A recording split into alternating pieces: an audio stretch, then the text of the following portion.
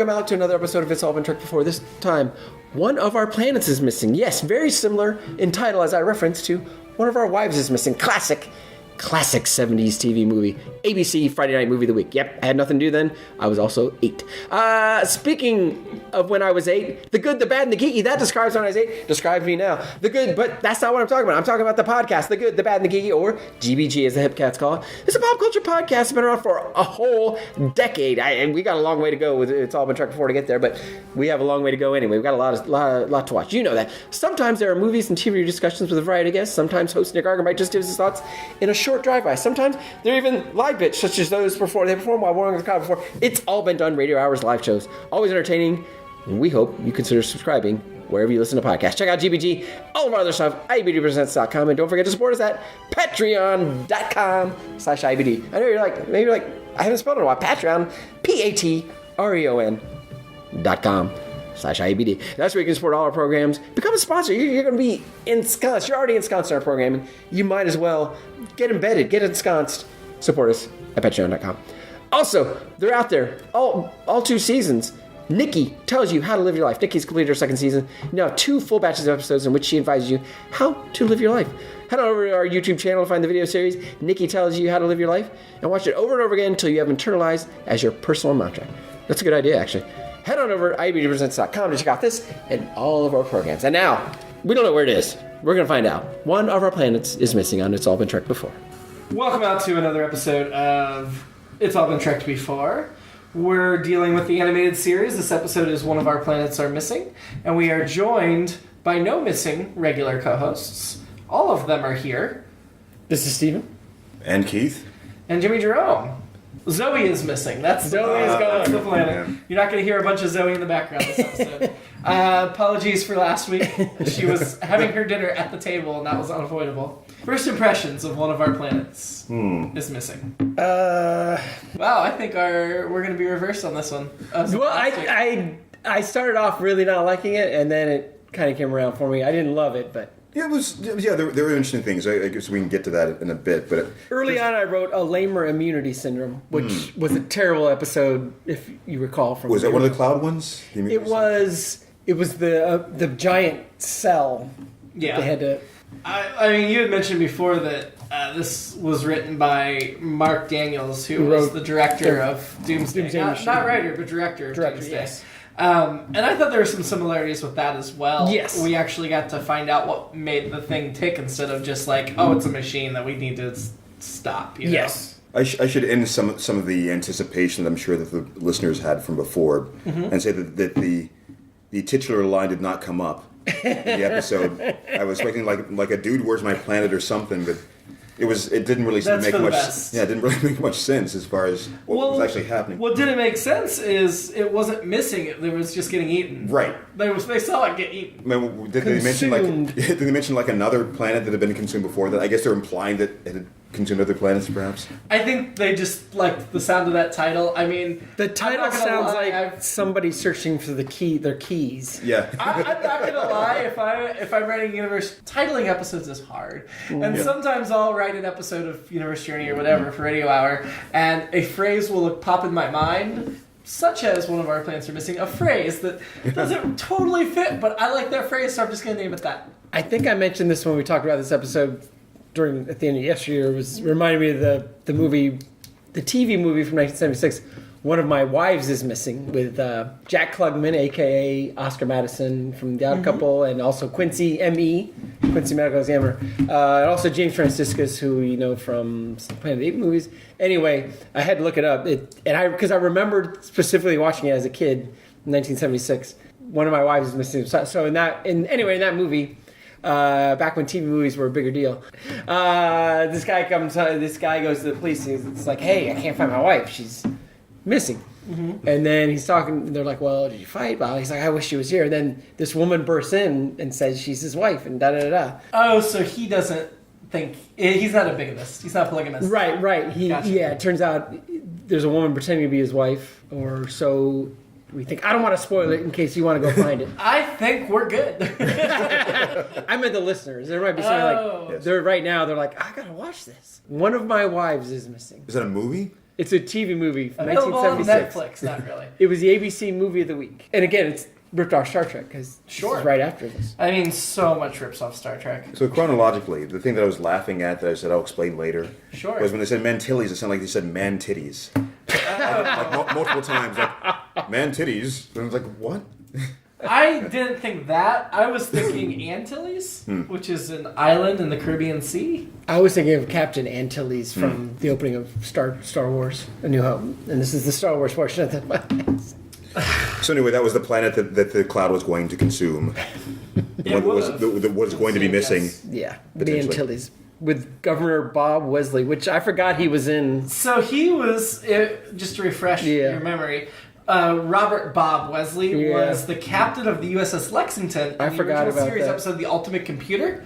Remember when the Wait, M5 that's that character? Yeah. So when Wow. the M5 computer took command of the Enterprise and started murdering people, Bob Wesley was the captain who was gonna destroy them, but was wise enough to hold off when he saw that, hey, it looks like they got things under control. I'm not gonna kill them.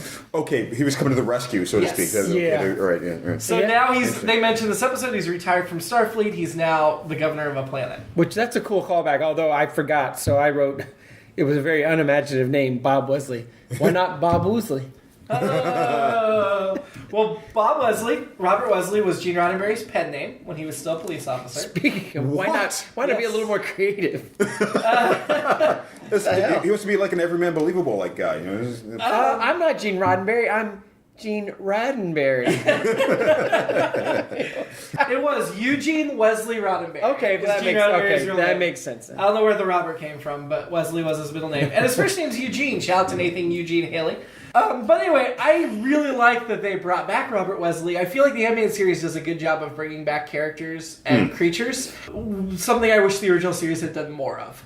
That brings me to something Yeah. that I'm tempted to ask you a lot. Sure. Which I don't know. I guess I'm fascinated by these sorts of things. But is this canon then? I mean, is anything about like the idea of this character, or do you wish that these things were still canon? I guess. So we talked about this briefly, like in real life between podcasts tonight, but originally after this animated series was over, Gene Roddenberry said he considered it not canon and wanted to throw it out other than Yesteryear, which everybody still kept believing in.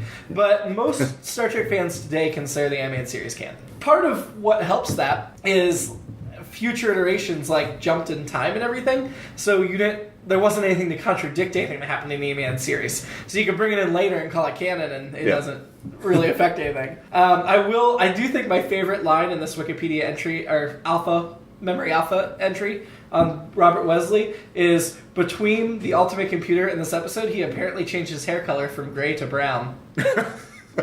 So he started dyeing his hair when he became governor. I guess as a politician, you have to look youthful. So this isn't. Well, yeah, okay. This is after the series. Series ends. So yeah. This is their second 5-year mission. Right. So a couple of years have passed. My question in canon is, where is Chekhov? Because when the motion picture comes, which is the 2 5-year missions are over, and then there's also a brief time break, and the Enterprise relaunches, Chekhov is on the relaunched Enterprise. So I don't know if maybe he just took a semester abroad, and that happened to fall during the animated series. I don't know how they explain that in the canon of where Chekhov was in this time period. Just so you guys know that around this time, Wesley was probably its most popular as the first name of a child. And It was? It started making a comeback in the last 5 or 6 years. And it will make another resurgence. It's still up to number 200. It's the 204th most popular baby name right now. right now. Yeah. Interesting. I was going to say it's going to make a resurgence in the future when next generation happens. I mean, I love the name Wesley. I think it's a cool name. I do too, because it's almost Woosley. So I do see that in Star Trek: The Motion Picture, Chekhov was the security chief of the Enterprise. Yeah. So my guess, trying to fill in this canon, and I don't think there's an official explanation, is that maybe he's transferred to security, and that's why we don't see him. Okay. So he's still on the ship. I've heard that I theory. mean, yeah, there's nothing in the canon that. I've read that theory about the That he's animated series. now That's- working on That's the insecurity. explanation, is that he's somewhere else on the ship. Yeah, because he still being there in the motion picture, it doesn't make a lot of sense that he would have transferred off and transferred back. I see. Speaking of which, this is getting way ahead because, well, maybe not way ahead because we're going to get to the motion picture here soon, relatively speaking. Sure. But this is Very similar. just the fact that it's a cloud and they go V'ger? inside it and there's a mind mind touch. Yeah. Whereas in the movie, it's a mind meld. Completely different. Made me laugh there. Sure. Well, in the so those movie, he aspects. gets out of the ship because they have budget. Right, yeah. And it's here. Well, Yeah. they didn't have to worry about budget animated. Right, Never mind. right.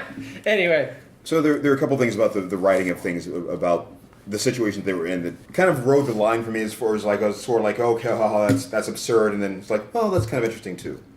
I understand why they did it that way. That's whatever. So, for example, I had like the I think it was McCoy who said amoebas are drawn or like amoebas are extensively drawn to food. It was Spock. I got all snarky. There was like, whoa, because of course amoebas are the only thing that are drawn to food instinctively. Yeah, but right. obviously it's a good analogy for this thing that is like an amorphous creature that is moving. I think my biggest problem with it was near the beginning of the episode that like nothing like it has ever been seen before. Like, actually, I mean the Doomsday Killer was sort of like it. Other things we've seen clouds in space. I mean we've seen things like Immunity it. syndrome, merged Headford.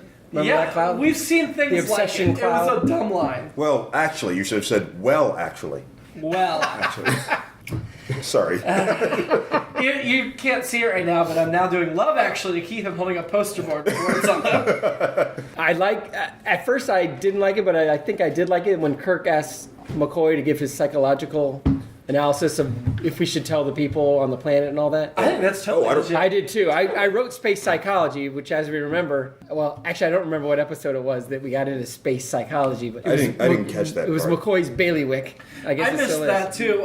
80% of my notes came from the first 6 or 7 minutes of the episode. But I did like him asking for like, I don't know, what should I do here? No, that was good. What's your professional advice? Taking that moment to reflect. Yeah. I was joking about that before. I thought it was kind of about, adult. about us needing to, like, hopefully we're all paying attention to different parts so we can just piece together because I'm was- taking notes like during... This was an episode I really wish I would have watched ahead and then rewatched with you guys.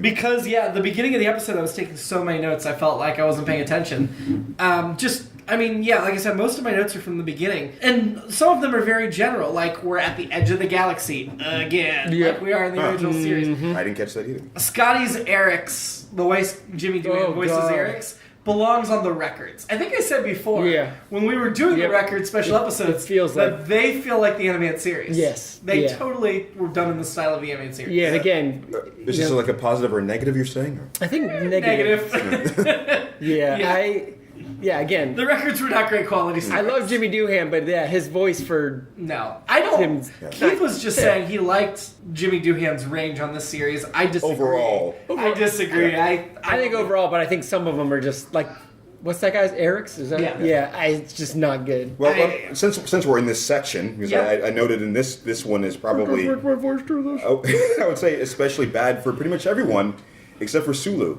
Like Yeah. even Nimoy seemed kind of bad in this episode as far as like his usual delivery. It wasn't there. It was sort of like the whole thing about the throwaway animated process back Yeah. then. Like one take, we're out. You know, Yeah. that's it. Okay, are we gonna do that again? No, we've already got it. That kind of thing. They didn't have a budget for animating planetscapes. They had a budget for how much time they're going to spend in the recording booth. $6. But I was going to note also, along with that Sulu was underused. So certainly As always. his lines were just sort of like, yeah, that's right, Captain. Yeah. But- It's just fun. So But is it better to be underused in the case of Sulu, or is it better to be poorly used in the case of McCoy? To say things that we all have already. I mean, the line I made you guys stop so I could write it down. Jim, if we can't stop it, millions of people will die. After Kirk, Spock, Sulu, they've all basically said We the know. same thing. And then he has to say that. Yeah. McCoy was beyond useless in this episode. I thought 82 million was a small number. Me but too. maybe it's a very sparsely populated planet. Well, it is at the edge of space. Maybe it's a settlement. Maybe that. they haven't quite gotten settlement. out there yet. Yeah. Well, no, if there aren't natives, because Yeah. Right. Wesley's the governor, Right. so it Yeah. makes sense it's settled by It's a- humans. that's That's a all right. pretty good sized colony. That is true. That's a very good point. And there were probably millions, probably like 6 billion before that, but then Kodos, the execution. There were other parts with McCoy there. You were mentioning the psychology thing. I was also noting that this is another one of those examples of it being like partially like this is absurd and also like, well, it's interesting. When he's going through and saying, well, these are the process. This is how like the villi Yeah. and comparing it to other biological organisms and how it would translate. It was like, Yeah. well, okay, that's a good thing to do. So this thing's eating planets. and their solution Consuming. consuming. Well, okay. Their solution is to fly into it. Yeah. Because it's eating planets, but it won't eat a starship. Right. Well, I guess maybe they figured out that it couldn't digest them without doing something. It's digesting the metal on the planets. You're telling me there's no metal The on the whole planets? journey through I think it's the the body of the cloud was a very fantastic voyage also. And then, so they get in there, Not- not expecting me to digest it, even though it's digesting everything else. And then they fire phasers, which makes no sense for what they're facing, because they don't have anything to fire the phasers at. It's like Pinocchio and the Whale, or what? Something else like. By the way, Yeah, not the song Fantastic Voyage, the movie Fantastic Voyage. And then McCoy has There's to no tell them sliding to happening. leave. Somebody slide. Because it doesn't occur to anybody else that they should leave this cloud that's Right. consuming them. I just... Well, those are 3 things in a row that I'm just like, But what the hell? But Jimmy, they had to find the right way out of it. Yeah, they had to find the exact perfect point to exit. And they wouldn't have looked for it had McCoy not said we should leave. Before, they're just like, hey, we're all getting consumed. What are you doing tomorrow? And then McCoy goes, we should leave. Like, oh crap, maybe we should. Well, and they did that deep dive into matter, antimatter, and all that stuff. And, Okay, which- that's something I wanted to ask you about then. Yeah. So the matter and antimatter engines, they have separate engines like that, or they're established? It was implied in this episode because he mentions the antimatter nacelle, and I'm like, so is the other nacelle the matter nacelle? Well, he Yeah. literally said that there's a matter engine and an antimatter. Yeah. Right. We could beam up things like rocks or something for the Right. matter engines, and so that's not precedented. And in my memory, like I felt like the novels around the early '80s, late '70s, all really got into this matter antimatter thing. It was hard for me to get my head around. It still is, but I'll be it honest. became a thing. Yeah, I'll be honest. I read a lot of those novels and stuff too. It was not something that interested me that I paid the slice with. Me either. I just remember. Now, at this age, I am curious. Yes. Yeah. But as a kid, I wasn't paying didn't give attention. a crap. Yeah. I wasn't. I mean, I know the lithium crystals or something they Okay, feed yeah, that into comes it up for a lot. energy. But yeah, I don't. I wish when I was a kid I cared as much as I care about today. I think I noted, what was it here? Oh, okay, yeah. After that, I said, questions like the above are what helped me realize the difference between me and a hardcore fan. Because there's certain, when you mentioned dilithium crystal, I go, oh yeah, I've heard of that. Yeah. But I couldn't really lay down how this ship is put together and what all the parts Yeah. are, etc. You know, it's just Yeah. The lithium crystals were a plot point frequently in the original series because they get broken or they need more. They need to get- yeah. Whereas by next gen times, Geordi talks about they have self-replicating dilithium crystals, so they don't have to go get new ones. They just regenerate themselves. I think my favorite thing to think about from like the next generation onward is Jeffries tubes, Named after Matt Jeffries, who designed the Enterprise. which I did not know. In so real there you life. go. In real life. He Yeah. was the actual graphic designer Oh. of the Enterprise. Yeah. I think it's interesting in the Ambient series, there's no warp star effect. They're like, let's go to warp 8. Yeah. And it's just like moving through the stars regularly. Why don't we have that warp tunnel that we see? Give her all she's got. Well, we've also got, like I pointed out toward the end there, when the cloud was leaving, the way it looked like the planet was just moving away too, and they just had like little stars in front of it. Yeah. Like it was kind of like just those, let's move it over here. I do like that the animated, there's depth in space, though. You see levels of the animation. But I mean, I know they had that depth in the animation as early back as like Snow White, when Walt Disney's running multiple slides in Right. front of one another, but I still am impressed by it. I don't think they thought it through that they shouldn't have like little stars in front of the planet. Yeah. Yeah. Yeah.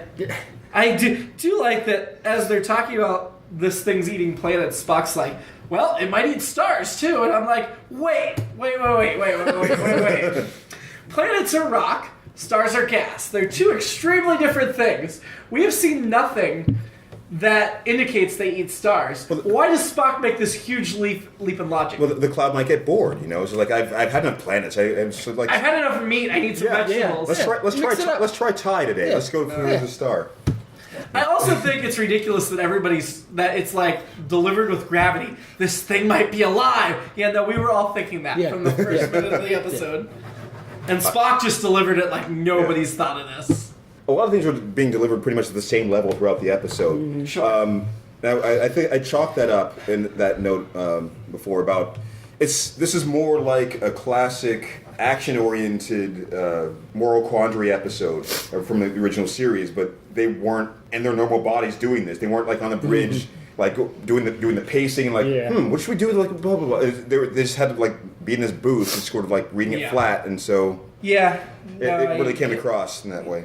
No, you're absolutely right about that. Though we did get a hallway reaction shot during bad stuff happening, which I was like, we got those in the original all the time. I was very excited to see that hallway reaction shot of nameless crew members like falling down. There were also a lot of shots of Kirk pushing buttons on his chair, which I know we all were like, somebody's getting shot out of space. I didn't even remember that from my original watching of that episode. I didn't but either. Now I will never ever forget it. Never forget it now.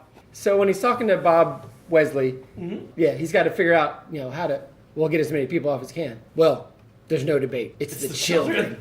I just love the idea we're going to shoot 5,000 children into space. With no adult supervision. Yeah, nope. It's going to be in the children leader, Miri, all over again. Okay, I wondered if I was, at that point when he was giving the numbers, I wondered if I was misunderstanding what was going on there. So, I wanted them to say women and children like the Titanic, but then, again, that would have been super sexist and wrong. I thought they'd send their best and brightest, but I guess he was like, nope, you just send the young ones. Einstein's dying, we're sending the kid. Yeah. Right, but I mean, I guess I don't really have a good sense of what the mixture of things would even be like right now on the planet, but 5,000 children out of 82 million people, you said. That doesn't seem like that many, yeah.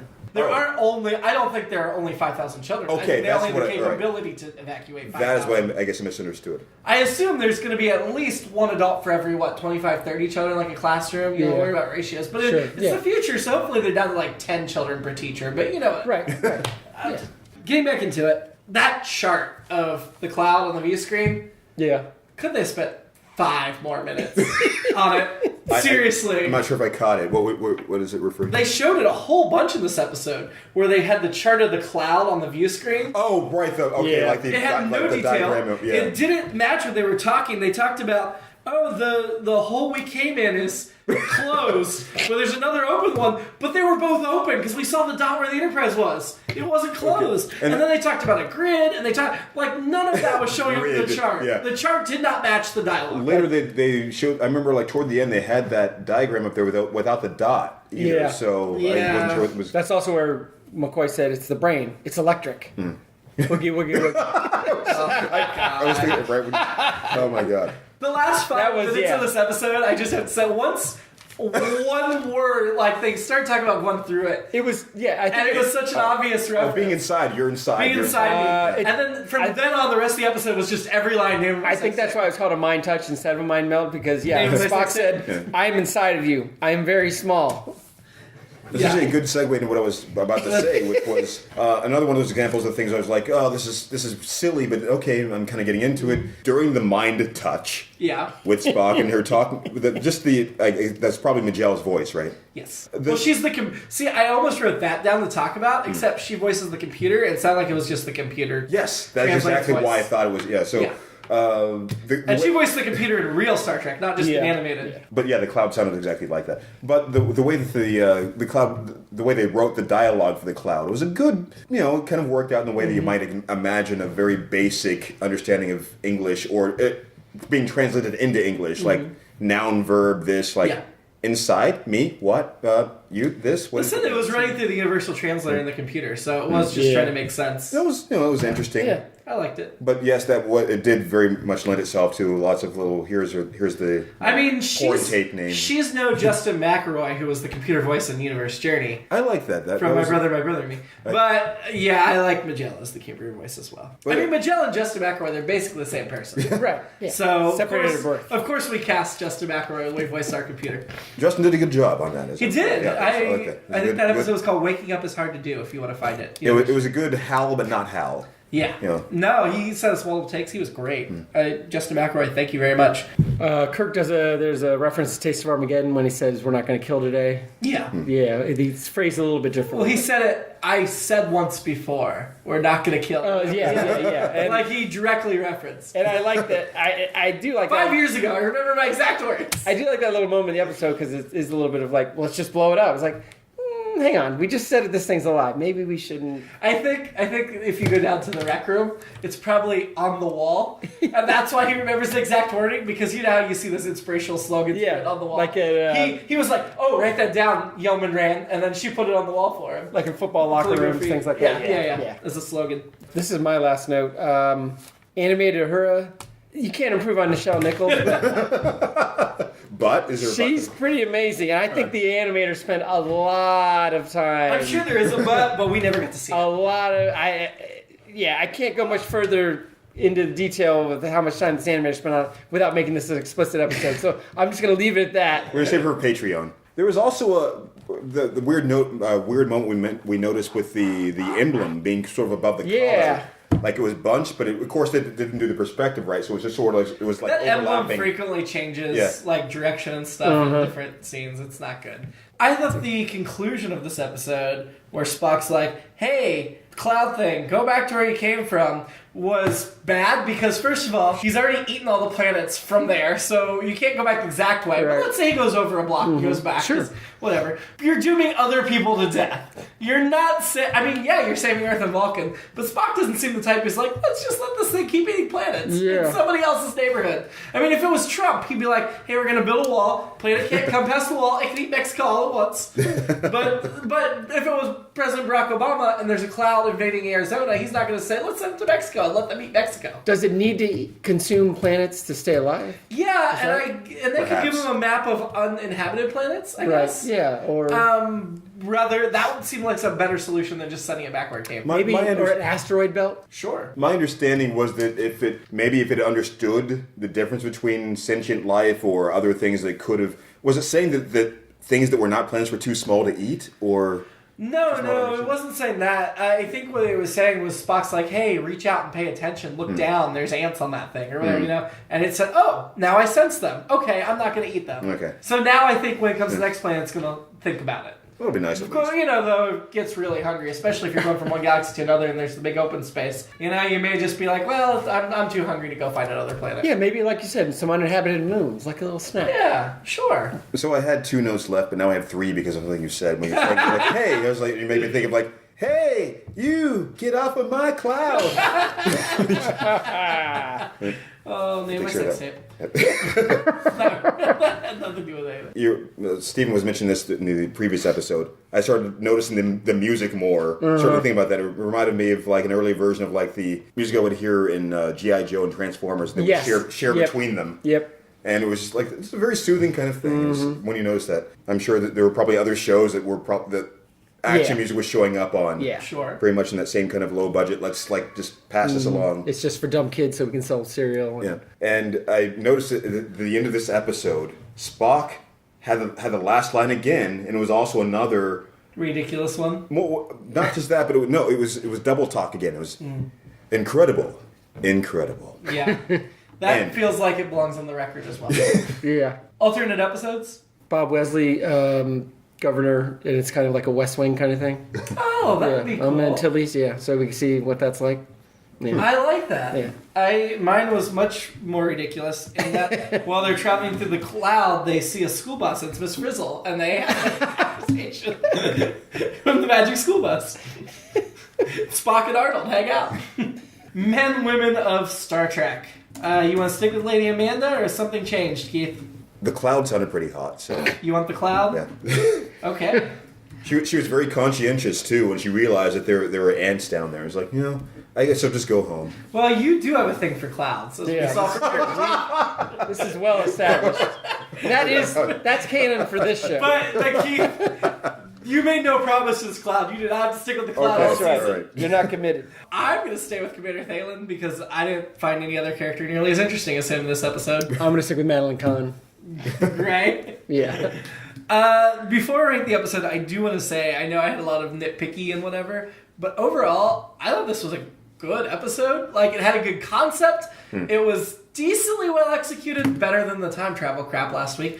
I don't know that I'd say this episode was better than that because it did have some issues. It did have some like terrible dialogue, and that one we learned about Spock. Yeah. But overall, it was a high concept sci-fi story of the type that Star Trek did pretty well, and I definitely thought it was a pretty good episode.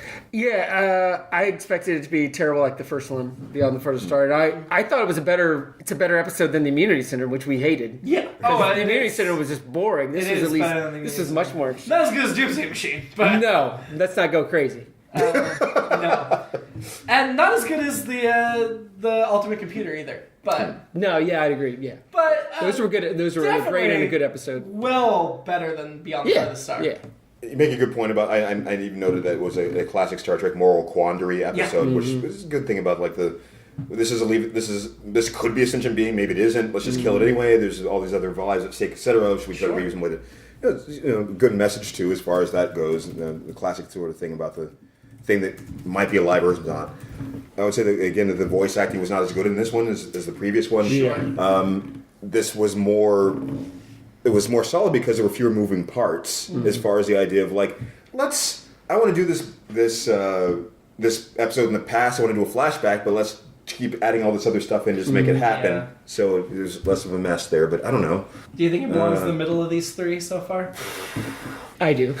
I do too. I don't feel strong enough to disagree. I will say. I mean, where would you land on it if it was just you? Wow, it's hard because I guess I liked sticking with Spock and the sense of Nimoy was great in that last episode, and it stuck with giving us something that the people insisted on being canonized because it was a good backstory thing for that. So do you think this might be better than yesteryear? Is that what you're saying?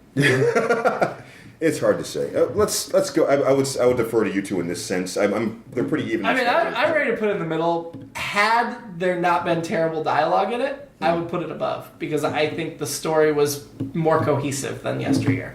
But there was terrible dialogue in this. I had the Spock stuff. When you say in the middle, what do you mean then? I thought you meant the middle of the three episodes. So we've got yesteryear at number one of the planets, then Beyond the Farthest Star. Okay, no, of course. I guess for some reason in my head I was thinking, the first episode, it's the top. It's sequential. No, of course. Yeah, no, you're right. You're right. Next week we'll be talking the Lorelei signal. The female crew members must take over the Enterprise when the men are incapacitated. Yeah, that won't be sexist at all. That sounds better than it actually is. I think so too. And this was written by a woman though, Margaret Arman, who wrote one of your favorite episodes, The Cloudminders. And The Paradise Syndrome, another one of your favorites. I actually like The Cloudminders. And The Gamesters of Triskelion. And The Gamesters of Triskelion. Oh, God. Not one of my favorites either. She also wrote a second animated series episode, unfortunately. So anyway, these episodes ended up being longer than I expected them to be. I don't know how we're finding so much. I apologize. No. It's all Keith's fault. They're still shorter than our regular episodes. Oh, okay. There'll be a 6-minute episode at some point. At some point. It sucks. Until then, though. Live long and prosper. It's All Been Done presents Who's Got the Time?